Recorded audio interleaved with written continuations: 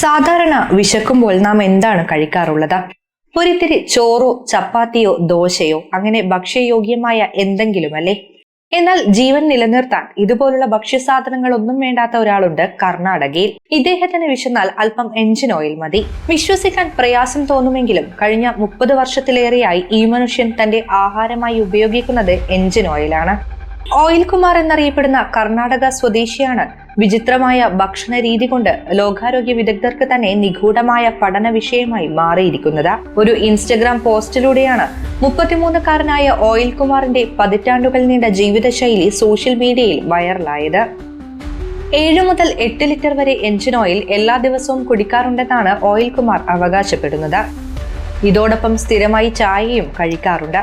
വൈറലായ വീഡിയോയിൽ ആളുകൾ അദ്ദേഹത്തിന് ഭക്ഷണം വാഗ്ദാനം ചെയ്യുന്നതും കുമാർ അത് നിരസിച്ച് പകരം ഒരു കുപ്പിയിൽ നിന്ന് എഞ്ചിൻ ഓയിൽ കുടിക്കുന്നതും കാണാം.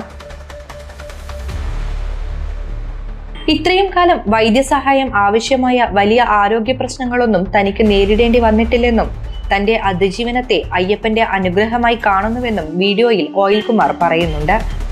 ദൈവിക പിന്തുണയില്ലാതെ ഇത്രയും വർഷങ്ങളോളം അസാധാരണമായ ഭക്ഷണക്രമത്തിൽ ജീവിക്കാൻ തനിക്ക് കഴിയില്ലെന്നും ഇയാൾ അവകാശപ്പെടുന്നു.